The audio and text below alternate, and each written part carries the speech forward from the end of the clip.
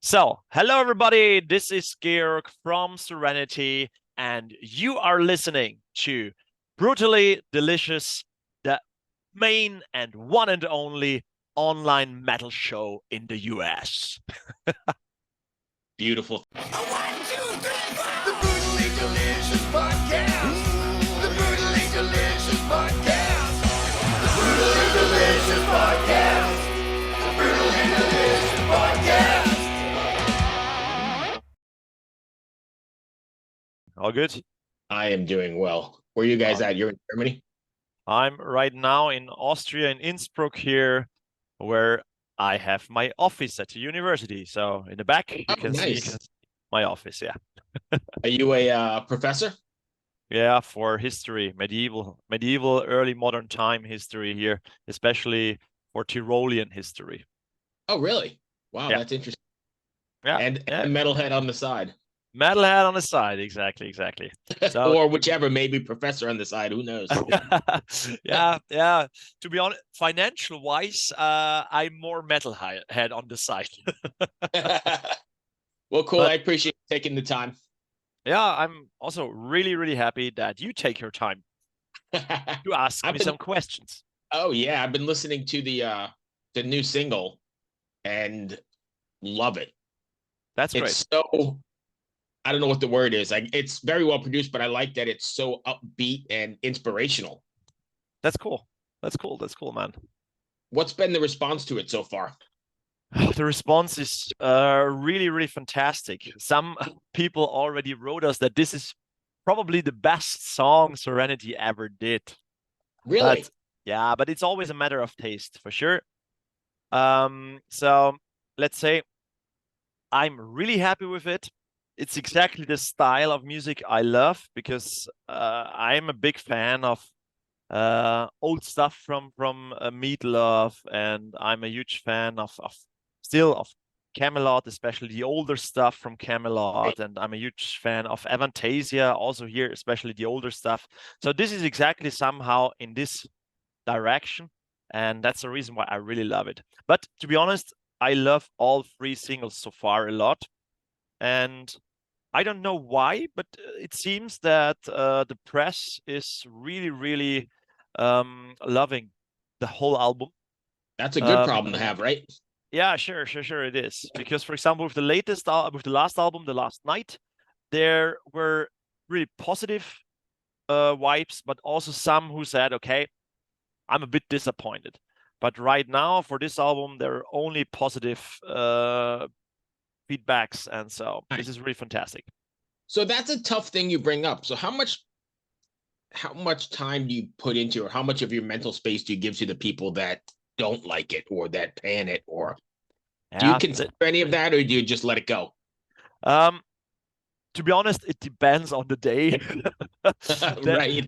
Yeah, sometimes I have really a feeling, you know what, fuck off, and I'm really angry because somebody's writing, yeah, it's okay, but I'm sure you could do that better, and I'm a bit disappointed. Quack. Right. And I say, yeah. Then sometimes I really say, fuck you.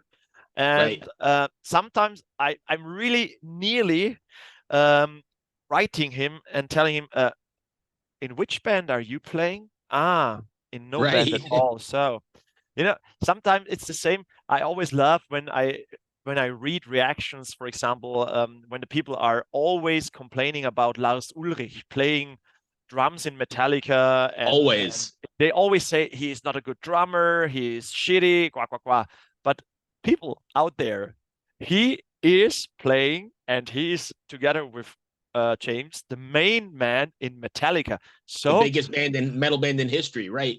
Who cares? Right. He's laughing all the way to the bank. Yeah, exactly. So, sometimes you don't give a fuck. Sometimes you're a bit angry about it. But in general, thanks God, most of the feedback is really good. And people who don't like it, they just don't have to listen to it. Point. That's it. Yeah, that's fair enough. And I think the internet and social media has given everybody a platform now to just weigh in with their unprofessional, nasty and everybody comments just for the exactly. fuck of it, right? And everybody's a specialist nowadays. Right. Everybody on every topic is a specialist. Right. Yeah, you have a keyboard and a monitor, you can be a specialist in anything you want. Exactly. That's the thing. So when you guys are writing this record, are you all writing together, or is it more the efforts of one particular member? Now, we are 3 songwriters in the band. Mainly it's Chris, our guitar player. Then it's now Marco as well, our second guitar player, and it's me. So we are writing separated from each other, but then we also write together. For example, especially I'm writing some stuff with Marco, then I'm writing some stuff with Chris, but both of them are also delivering ideas they did completely on their own. And then we have a pool, let's say, with 15 to 20 songs in there. And then we really check out our favorites, mostly 10 to 11 songs. And these 10 to 11 songs will be sent to Sasha Pitt, our producer. And he is not really completely producing it in terms of that he's changing everything, but he's telling us, listen, guys, on this song, for example, are you sure about this part? And then we listen to it again, and then we say, okay, you're right. Or we say, no, we're completely sure it should be like this. For example, on Reflections AD, Sasha was not completely sure about the chorus. And Marco and me said, no, come on, it has to be this chorus. And then he said, okay, let's try. And when he heard it in the finished version, he said, okay, guys, you were right. Nice. So, yeah, but mainly it's us 3. So I know this record, I'm reading the bios, it's definitely influenced by the painter. I'm going to probably butcher this, but Dürer? Is that how you pronounce it? Dürer. Okay, close enough. Yeah. Is it a concept album, or is it just influenced by it? It's not a complete story. That means that the story is not starting with song 1 and ending with song 10. So it is completely inspired by the life of Albrecht Dürer. The song titles are all paintings or copper gravings by Albrecht Dürer. So if you Google Ritter, Tod und Teufel, you will find the copper graving called Ritter, Tod und Teufel. If you Google Son of Justice, the song title, you will find also a copper graving or painting by Albrecht Dürer. So this is the connection, but it's not like the first song is his birth and the last song is his death. So, yeah. What was the reason to do that? Are you guys just all fans of it, or how did that come about? Also, this is quite easy to explain because it's exactly the period of time I'm teaching here at the university. Oh, look at that. Yeah, so the last album, The Last Night, was about the Emperor Maximilian I, who spent a lot of time here in Innsbruck, in this town I'm sitting right now. And Dürer was one of his painters. And for example, the oldest picture or the oldest painting of Innsbruck we know was done by Albrecht Dürer. And it's exactly this period of time I'm completely into it. The 15th and 16th century is exactly my time. So that's the reason why also other albums like Codex Atlanticus are about or have been about Leonardo da Vinci. Then Lionheart was about, really big surprise, Richard the Lionheart. Right. Yeah, and so on and so on. So it's really, really amazing for me to combine my 2 passions, music and history. That's great. And so it doesn't end, right? You're just moving, you're constantly in that time period then. Yeah. That's really cool. Greetings from Evergreen Podcasts. We're rolling out a listener survey and we want to hear from you. The information in the survey will help us gather statistics and in turn make our shows more appealing to advertisers. I know most people don't like ads, but this is one of the only ways our shows make money and help keep their lights on. We promise it will only take a few minutes, but the impact on our podcasts will be tremendous. As a token of our appreciation, we'll randomly select one lucky participant each month to win an exclusive merchandise package from Evergreen Podcasts. Head to evergreenpodcast.com/listener-survey to help a show and possibly get some free stuff for doing so. We can't thank you enough for the support. Now back to the show. So Are you let's guys see. planning on taking this on the road? Yeah, for sure. Right now, on the 25th of October, we are starting a bunch of release shows.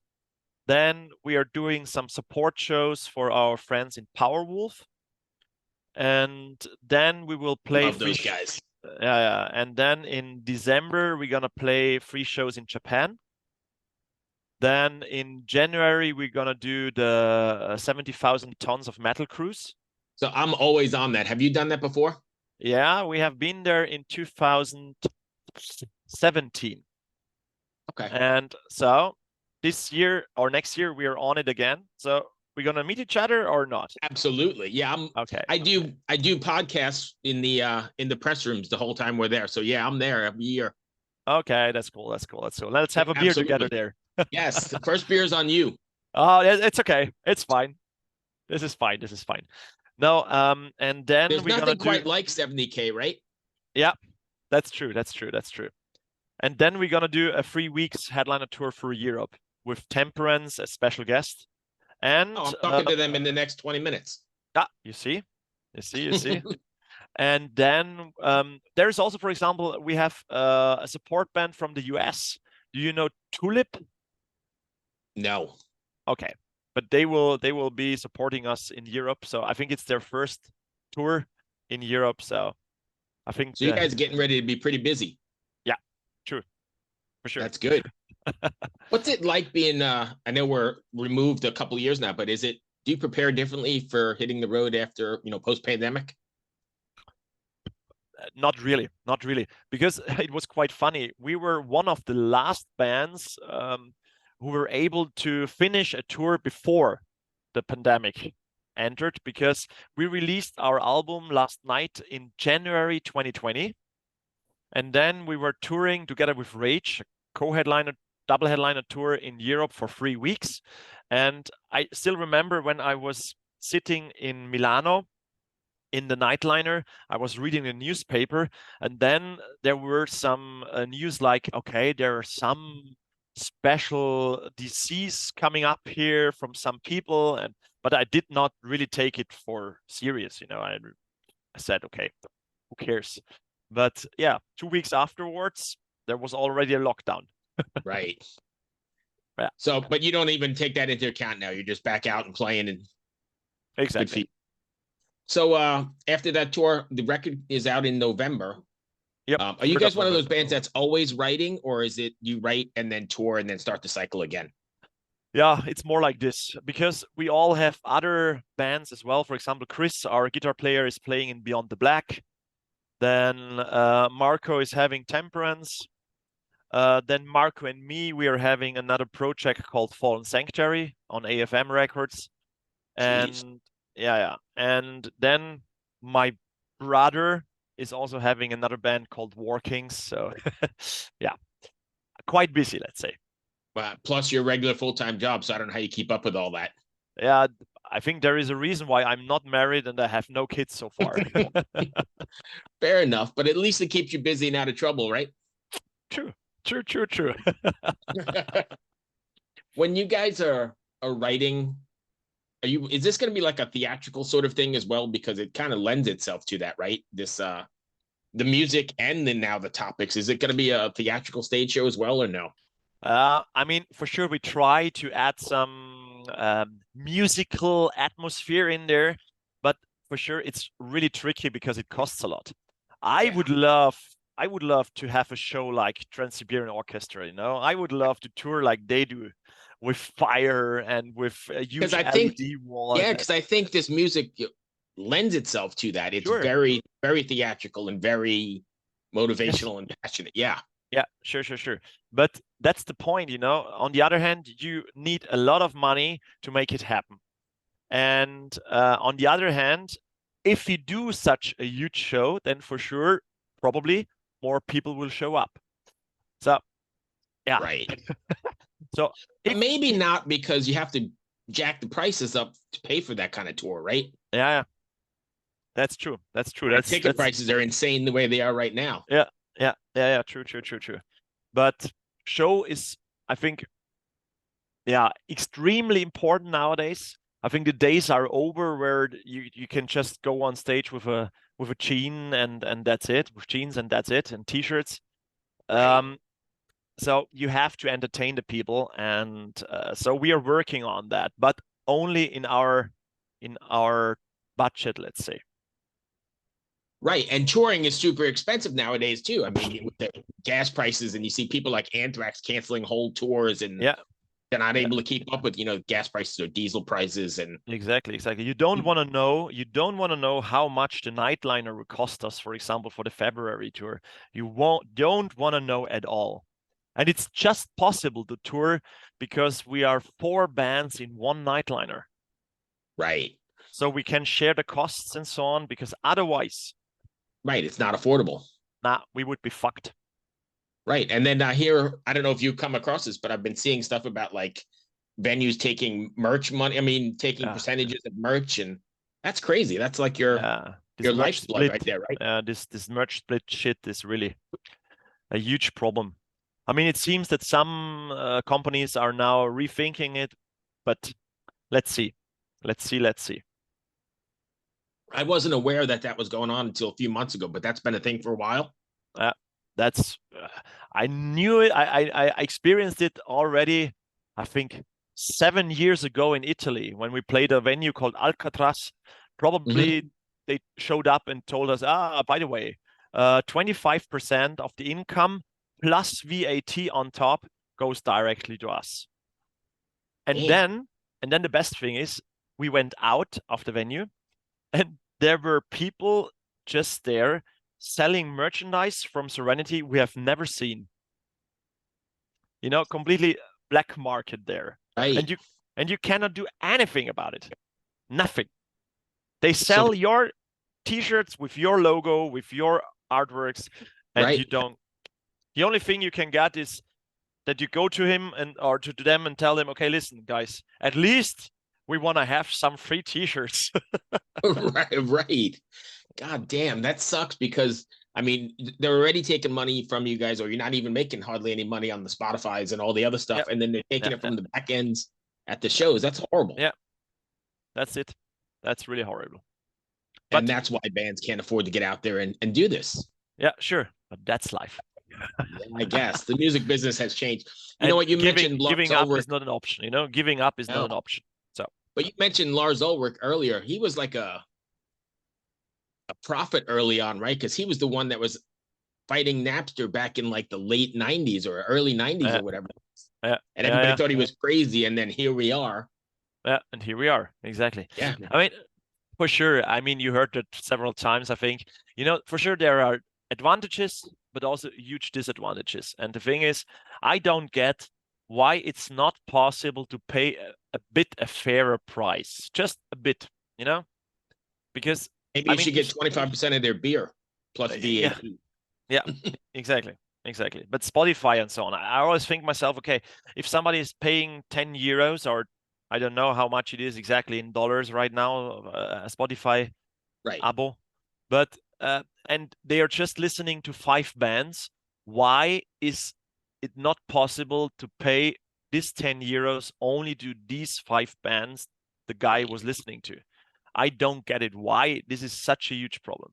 But the distribution of it. Yep. Yeah. Exactly. That's fucked up. So what do you guys have next? I know you said you got the shows coming up and the record release. You got anything before then? Not before, because like I said, on the 25th of October, we are already starting. So we just prepare ourselves for this. We rehearse. We have to produce merchandise and everything like this. And go see those guys outside the show. You might get it cheaper. Yeah. True. And that's it. And next to that, we all have to do our main jobs until then, that at least you don't have to think all the time about your main job when you're on tour. So we have to make you're actually fortunate enough where you can do it with your main job, right? Because lots of people can't, and they end up doing the weekend warrior thing or whatever. That's true. I'm really lucky and happy that I have here conditions at the university where also my colleagues and so on, they are telling me, okay, where do you go? And how was it? And I just checked something out on Facebook, and this is really cool, and so on. And if you need help because you have to go away and there's a group of students and so on, then let me know. I will help out. So this is really cool here. Beautiful. And I think, are they metalheads? There are some metalheads, yeah. Because I think the metalhead community is definitely supportive of everybody. Yeah, sure. But also the others who are not metalheads, they listen to it because they got to know it from the newspaper or just because somebody was telling them. And then they always telling me, okay, this is metal. I always thought metal is heavier than this is, And I said, yeah, this is a special kind of metal. But this is a special kind of metal. So right. Well, cool, man. I appreciate you taking the time. Ever wonder what a punch from Elton John feels like? Or how you'd cope with having turned down the chance to be in Nirvana? Or what signal Keith Richards gives when he wants you to get the hell out of his hotel room? Fans of Too Much Effing Perspective don't have to wonder, because they've heard these exact stories and a jillion others on our podcast. I'm Alex Hoffman, former tour manager for Radiohead. And I'm musician and comedy writer Alan Keller. On the TMEP show, we get guests like Nancy Wilson from Heart, Jeremiah Freites from the Lumineers, and Modern Family's Julie Bowen to tell us things they may have only shared with their therapist, clergy, or a TMZ stringer. So join us on Too Much Effing Perspective. That's EFFING Perspective. The only podcast you crank up to 11.